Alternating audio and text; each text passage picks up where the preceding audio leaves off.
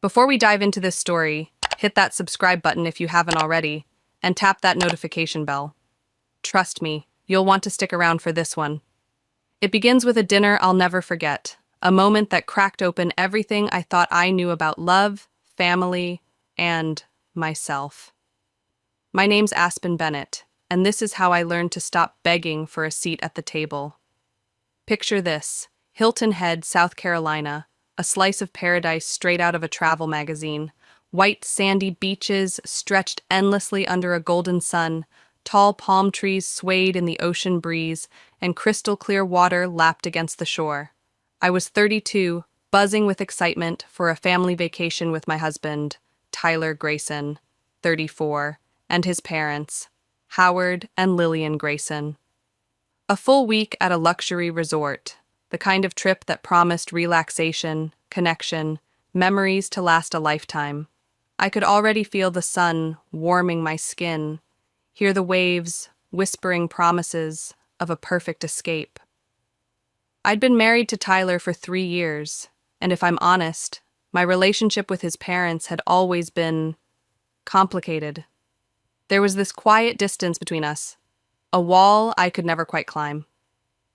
Howard, 62, had a way of glancing at me with mild disinterest, like I was an afterthought. Lillian, 60, offered polite smiles that never reached her eyes. Her questions about my life as rare as rain in a desert. Family gatherings always left me feeling like a guest, tolerated, but never truly welcomed. Still, I convinced myself it didn't matter.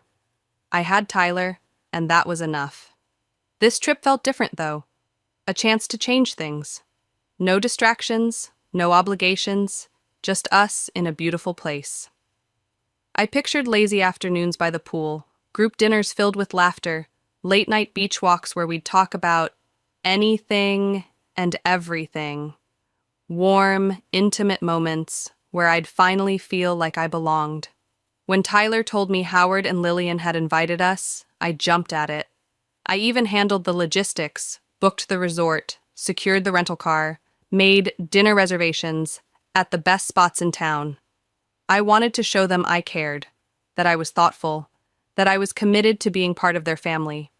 Maybe, just maybe, this would be the turning point. I'd spent so long trying to prove myself to them. Patient, accommodating, always smiling through the awkward silences. A week together could bridge that gap, I thought. As we drove toward Hilton Head, the ocean shimmering on the horizon, my stomach fluttered with nervous hope. This was it, the moment I'd been waiting for. I had no idea how wrong I was, how that shimmering promise would turn to ash before the first night was over. The first sign came at dinner that night. We'd just arrived, and the upscale restaurant in Hilton Head was everything I'd imagined. Dimly lit with candlelight, soft music humming in the background, a long table set with polished silverware and crisp white linens. It felt like the kind of place where families celebrated milestones, where laughter and conversation stitched people closer together. I followed Tyler as the waiter led us to our spot, my stomach fluttering with that same nervous anticipation. This was it, I thought, pulling out a chair next to my husband, ready to sit down, ready to belong. Then Howard spoke. "Oh, there must be a mistake," he said, his voice smooth, casual, as if he wasn't about to shatter me. "She needs her own table." For a second, I thought he was joking. My fingers froze on the chair's back, and I let out a small, shaky laugh, waiting for the punchline. It didn't come. Instead, Howard looked at the waiter expectantly, like this was some simple mix-up to fix. My laugh died in my throat, my cheeks burning as I blinked at him. "Excuse me?" I whispered, barely audible over the restaurant's hum.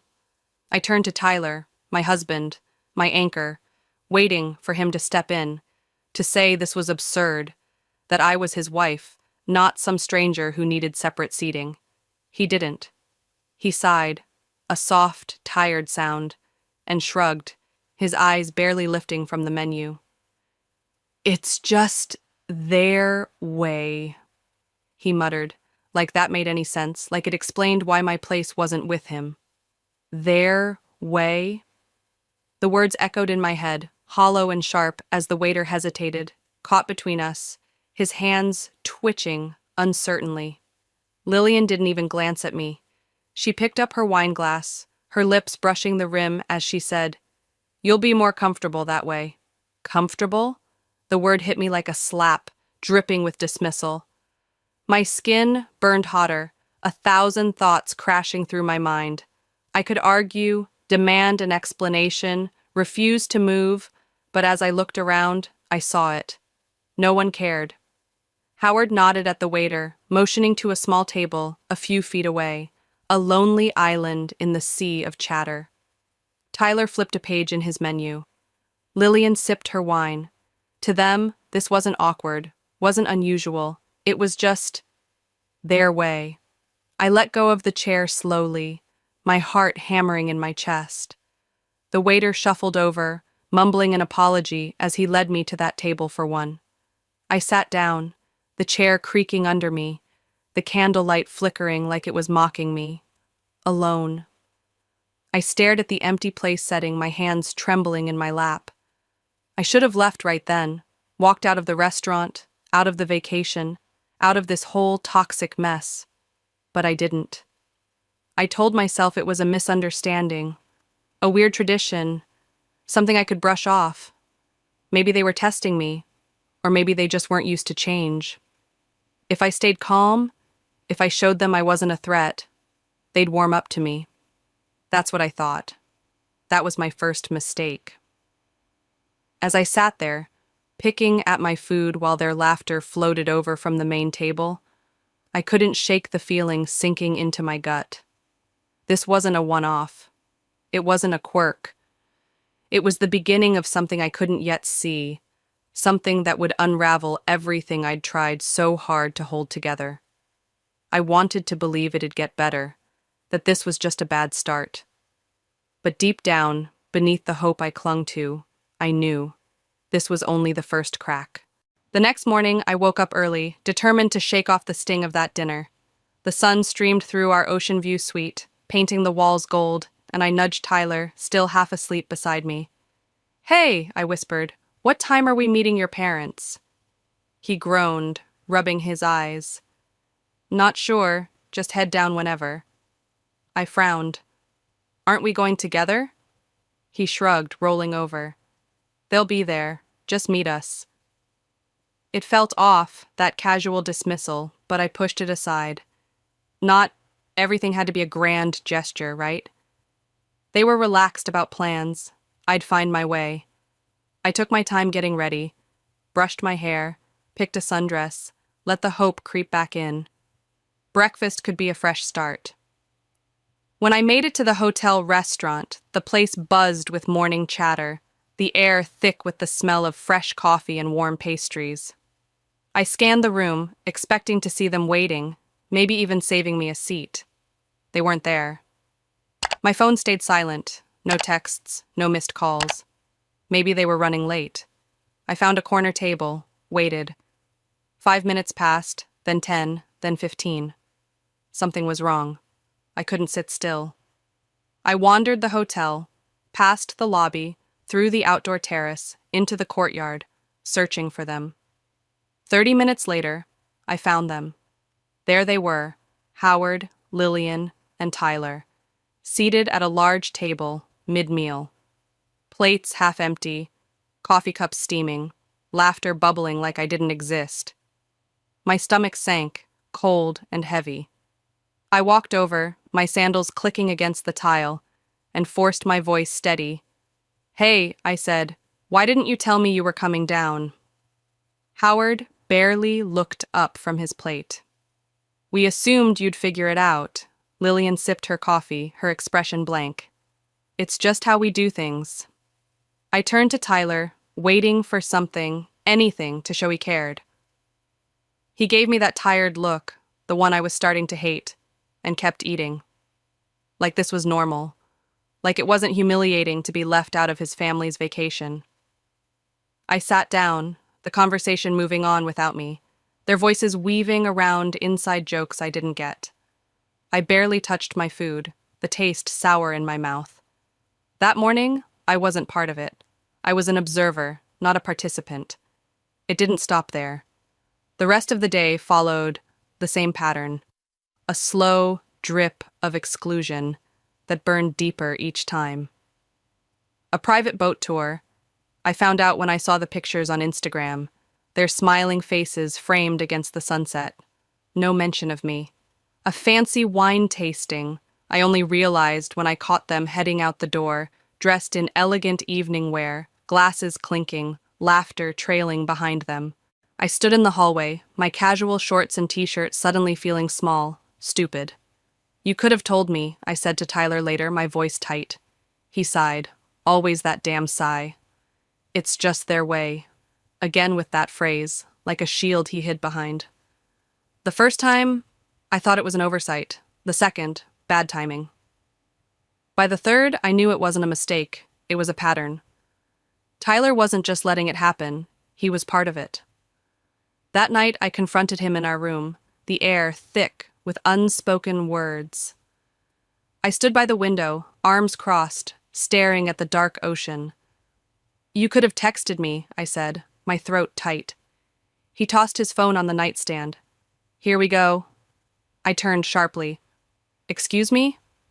"Look, I know you're upset," he muttered, "but this is just how they are." "How they are?" I let out a hollow laugh. "Tyler, we came here together, but I've been eating alone, sitting alone, excluded from everything, and you don't care." His jaw tightened. "You're overreacting." "Overreacting?" The word echoed, bitter and sharp. "Do you even hear yourself?" He groaned. "My parents have their traditions. You're making this bigger than it is." Traditions. That was his excuse. He stared at me like I was the problem, then shrugged. "It's just a few more days." A few more days. I turned away, swallowing the lump in my throat. I'd spent years believing he'd stand up for me, that he'd see my worth. That night, I realized he wouldn't. By day 4, I stopped trying. Stopped asking where they were going. Stopped waiting for invitations that had never come. They wanted me invisible? Fine. But they had no idea what was coming. I was done bending, done breaking. If this was their way, I'd show them mine. I'd spent the entire trip swallowing their poison. Every cold glance, every whispered dismissal, every moment they made me feel like nothing. By that 4th night, as I lay in bed staring at the ceiling, Tyler snoring beside me, something snapped. I was done waiting for them to see me, done hoping Tyler would grow a spine, done being invisible. If they wanted me separate, I'd give them exactly that, but not the way they expected.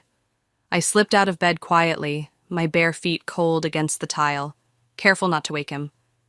My hands were steady as I grabbed my phone, the screen's glow cutting through the dark. That's when it hit me. I'd booked everything. The hotel, my name on the reservation, the rental car, my credit card, the fancy dinner Howard had bragged about for weeks, my account, the luxurious spa day Lillian couldn't stop gushing over. Me again. One by one, I pulled up each booking, my fingers hovering over the cancellation buttons. A small smirk crept onto my lips as I tapped. First the hotel rooms, gone. Then the rental car, erased. Dinner reservations, wiped clean. Spa appointments, not happening. By the time I finished, their carefully planned week was nothing but a string of cancellation emails about to flood their inboxes. I moved to my suitcase, packing quickly but methodically, clothes folded, shoes tucked in, every motion deliberate. I wasn't just leaving, I was making sure they'd feel it. I grabbed the rental car keys, the only car they had. Without it, they'd be stranded at the resort, miles from anywhere. Tyler was still asleep, his chest rising and falling, oblivious. For years I'd convinced myself that if I tried hard enough, if I was patient enough, he'd see me. Standing there in the dim glow of the hotel room, I knew the truth. He never had. I closed the door behind me, the click soft but final, and walked out into the night, never looking back. The drive to Charleston was peaceful, the open road stretching before me like a promise. I rolled down the windows, letting the cool ocean breeze wash over me, my hair whipping across my face. For the first time in days, I could breathe. By the time I checked into my new hotel, a luxury suite with a balcony overlooking the waves, I felt lighter. I ordered room service, poured a glass of wine, and sat watching the water roll in, the horizon endless, and mine. Meanwhile, back in Hilton Head, panic was setting in. I could imagine it perfectly. Howard stumbling out of bed, groggy and grumbling, only to find the hotel manager at the door. "Sir, there's an issue with your reservation," he'd say, polite but firm. Lillian, mid-stretch, reaching for her phone, her smug smile fading as cancellation emails piled up, one after another, a digital avalanche. Tyler, rubbing his temples, waking to his mother's voice escalating from irritation to full-on screaming. They had no rooms, no car, no plans, just a growing dread they couldn't outrun. My phone started buzzing an hour later. Tyler first, then Lillian, then Howard. I watched the calls stack up, my fingers tapping idly against my wine glass, letting them ring. After a dozen missed calls, I picked up, just for fun. "Where are you?" Tyler's voice came through, sharp with frustration. I took a slow sip of wine. "Charleston." A pause. "Charleston? What the hell are you doing there?" "Enjoying my vacation," I said simply. In the background, Lillian yelled at the hotel staff, her voice shrill, while Howard swore under his breath. "You canceled everything?" Tyler asked, his tone dropping like he couldn't believe it. "Yes." He sucked in a sharp breath. "Do you have any idea what you've done? My parents have nowhere to stay. We had plans. You left us stranded." "Oh no," I said, my voice dripping with mock concern. "That must be so uncomfortable." Silence stretched between us, thick and heavy. He exhaled harshly, the realization sinking in.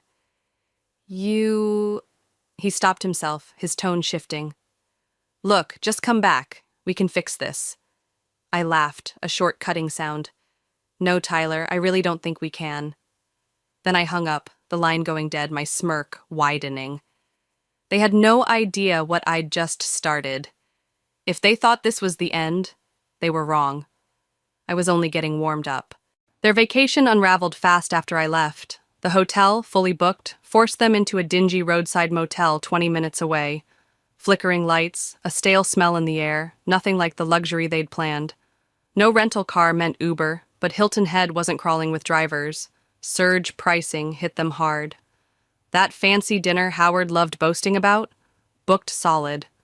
They ended up at a loud tourist trap, screaming kids, overpriced frozen seafood, a far cry from their expectations. Lillian's spa day? She threw a tantrum when they couldn't fit her in, demanding special treatment that never came. Tyler's angry texts lit up my phone all night. "You seriously left us like this?" Mom's furious. She was humiliated at the spa. Dad's losing his mind over the restaurant. "I hope you're happy." I was. Then something shifted. A few hours later, my phone buzzed again. Not Tyler this time, but Claire Grayson, his 29-year-old cousin. "Hey," her message read. "Just wanted to say I heard what happened, and honestly, good for you." I frowned, rereading it. Claire and I got along fine, but we weren't close. "Wait, what do you mean?" I typed back. Her reply made my stomach drop. They did the same thing to Tyler's ex-wife. I sat up straight, my wine glass forgotten. Tyler's ex-wife? He'd always said his first marriage to Emily ended because they grew apart. Nothing dramatic, just differences. I'd never questioned it, until now. "Yeah," Claire wrote. "She went on a family trip with them. They treated her like garbage the whole time. Separate table, ignored her, acted like she wasn't there. She left halfway through, filed for divorce, a month later." My heart pounded, a cold sweat prickling my skin. "Why didn't anyone tell me?" I asked. "We figured you knew," Claire replied. "I hadn't. If I had, I'd never have stepped foot on that plane. And if Tyler knew, if he let me walk into this, he wasn't just spineless. He was part of their game." I inhaled deeply, steadying myself. Tell me everything, I typed. Claire didn't hesitate. They've done this before, a few times. It's always the same. Tyler brings someone home. They test her, push her, isolate her. If she fights back, she's difficult. If she takes it, she becomes another Lillian. Either way, they win. I clenched my jaw, fury rising. Emily had seen it, had run before they could break her. Now it was my turn. The next morning, I booked a conference room at my Charleston hotel, a simple setup, a long wooden table, a few chairs, a folder of printed screenshots from Claire's texts. I sent invitations, one to Tyler, one to Howard, one to Lillian, and one to Claire for good measure. If they wanted a war, I'd bring it to their doorstep. An hour later, the door burst open. Tyler stormed in, jaw clenched tight, his parents close behind. Howard's face was red with anger, Lillian's heels clicking sharply against the floor. Claire slipped in last, arms crossed, her expression unreadable. I leaned back in my chair and smiled. Glad you could make it. Tyler slammed his hands on the table. What the hell is this? I gestured around us. A conversation. You've been so eager to talk these past 24 hours, so let's talk.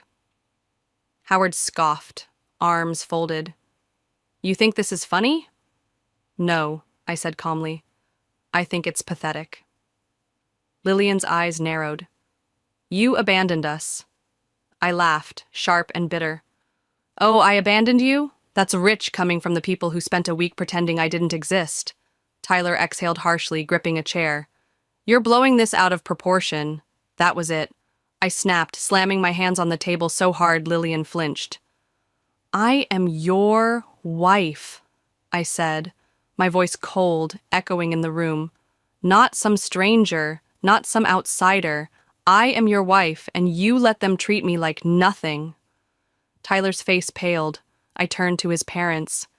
And you enjoyed it, didn't you? The little comments, the dismissive looks, the isolation. You wanted me to feel small. Lillian opened her mouth, but I cut her off. No, let me guess, it's just your way. She shut it, her lips a thin line. I slid the printed texts across the table. Read it, I told Tyler. He hesitated, then scanned them, his face tightening with every word. He threw them down. This isn't proof of anything. Lillian straightened. You're digging up old stories. It's irrelevant. Really? I said sharply. Because last night you texted me a threat. Her mouth snapped shut. Claire whistled low. Wow. Tyler turned to his mother, eyes narrowing. You did what? Lillian stiffened. I was trying to make her understand. Understand what? I leaned forward. That this is a game? That you did this to Emily too? Howard shifted, uncomfortable.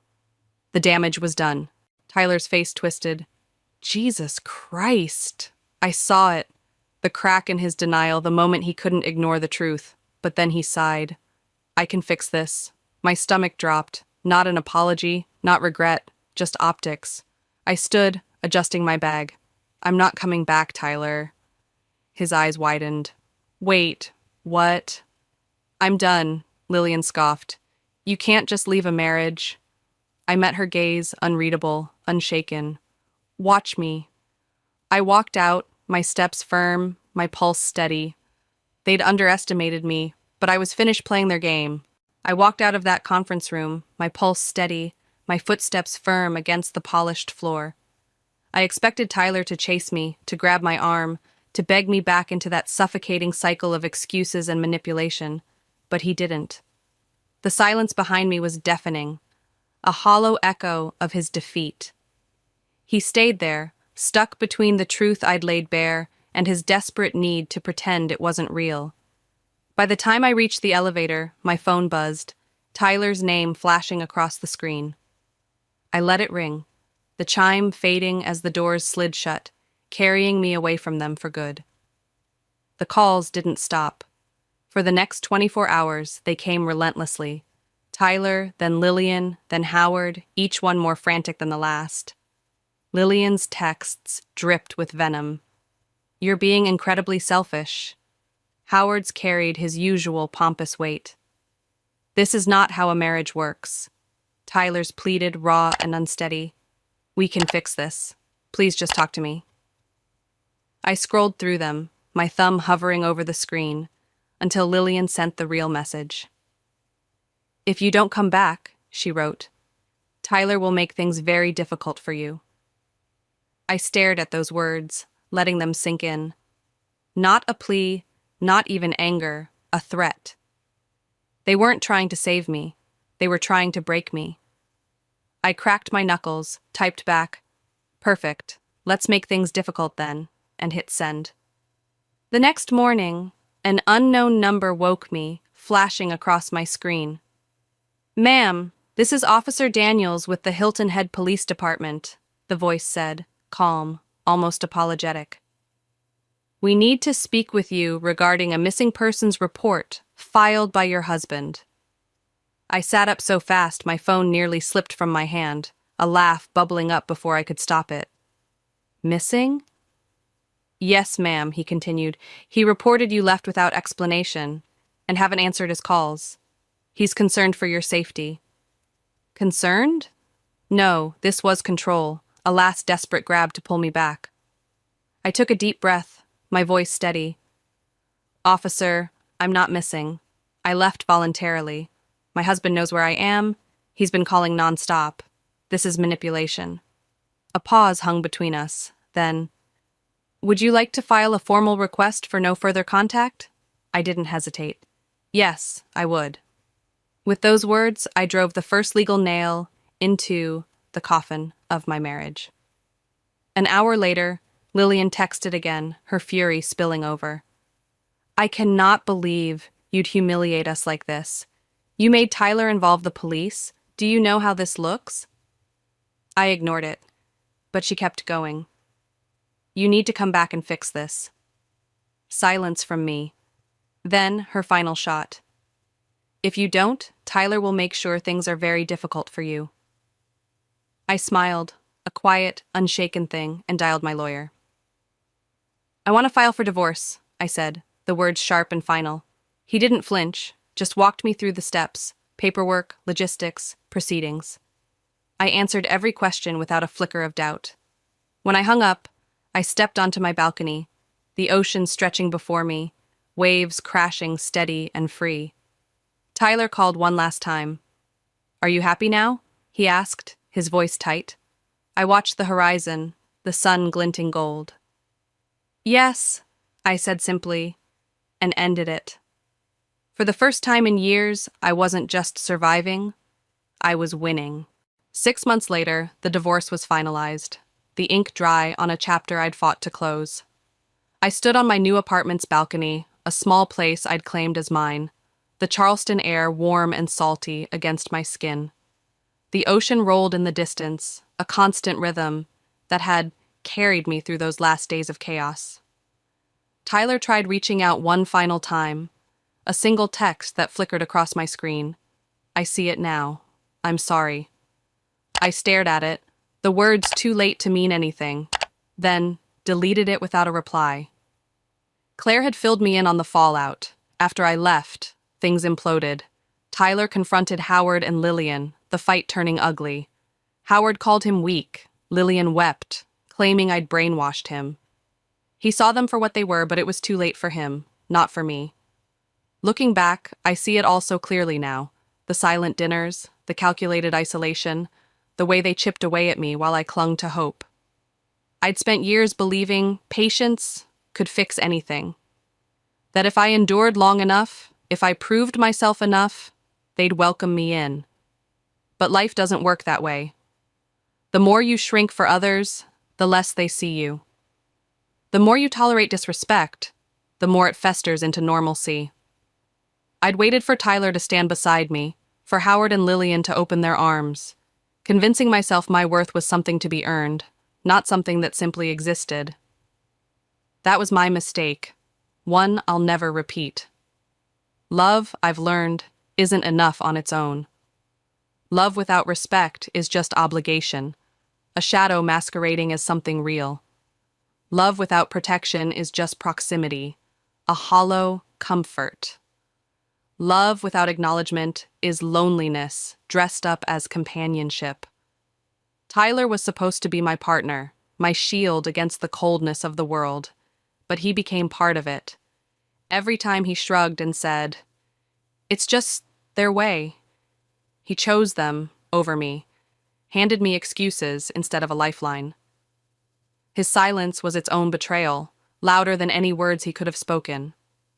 I let it happen too long, blinded by a belief that love meant enduring. Strength, I used to think, was measured by how much you could withstand before breaking. I was wrong.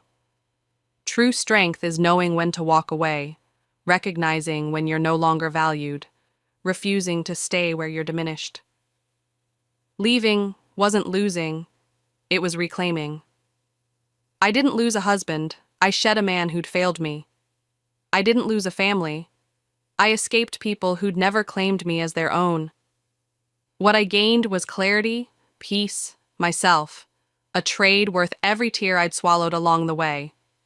The signs were always there, the separate table, the missed invitations, the dismissive sighs, but I ignored them, chasing a reality that didn't exist.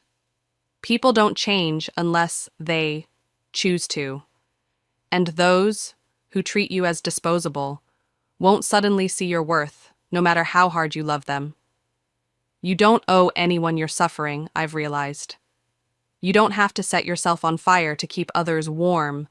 Don't have to accept mistreatment because it's easier than fighting back. Walking away isn't weakness, it's self-respect, a quiet power that echoes louder than any argument. Happiness isn't something others grant you. It's something you build for yourself. I'd spent so long looking to Tyler, to his family, to my marriage for validation, only to find it in the moment I chose me. When I walked out of that conference room head high, I didn't just leave a marriage. I reclaimed my voice, my power, my life. The greatest lesson came from the ashes of that betrayal. You don't have to earn a place where you're not wanted. Love, respect, dignity, they're not prizes to beg for. They're yours by right. If you're fighting to be seen, you're not in a relationship. You're in a war. I'm done shrinking, done apologizing for wanting more. I walked away from Hilton Head, from Tyler, from their game, and never looked back. Because the moment you know you deserve better, you've already won.